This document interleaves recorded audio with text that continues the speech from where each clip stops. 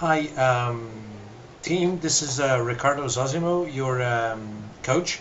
Um, Yesterday, I got out of our seminar thinking you've done a great job for the Wednesday 5 to 6, but maybe we didn't really covered a lot of ground on franchising, and I was quite worried with a couple of people that emailed me about franchising, right? So here it is, a little bit of franchising for you.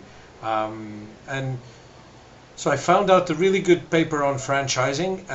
It's called Is Franchising Entrepreneurship? Yes, No, and Maybe So. It's from the first journal on your list, and I'll get on with looking at it. So basically, what this paper is trying to convey, the message is trying to convey, is to answer this question: Are franchisers considered entrepreneurs? So the people that hold the franchise, like Onita Roddick, are they considered entrepreneurs? Are the people who have the shops considered entrepreneurs? And what's the general state of entrepreneurship research in connection to franchising? Let's focus on the first two questions because there's the ones that really matter to us, I believe. If we scroll down, basically the big question here is franchising actually a type of entrepreneurship? I think some people would say yes, some people would say no, but this is a question worth thinking about. So franchisees are like entrepreneurs, or are they more like managers? So if you read some of the descriptions of entrepreneurship, they do seem to be more like entrepreneurs. So maybe the question is not, maybe the answer to this question is not yes, no, maybe it's maybe so, right? It depends. Depends on some conditions and not others. So let's focus on this, right? So the first thing they do in this paper is to focus on franchises and entrepreneurs, the people that hold the masters, the people that hold the business, the initial business.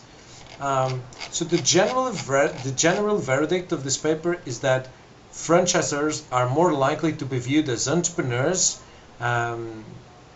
early in their firm's development.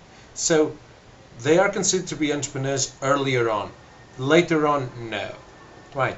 The paper then moves on to consider the second question, which is, do you consider franchisees to be entrepreneurs? So the general agreement in this is that despite many arguments, a lot of the researchers appear to be skeptical about franchisees being entrepreneurial, right? So in comparison to franchisers, franchisees are less entrepreneurial.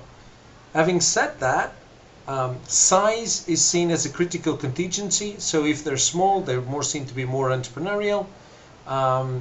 Those who are convinced that they are entrepreneurial also think that if they develop multiple lineages, they should be considered entrepreneurial.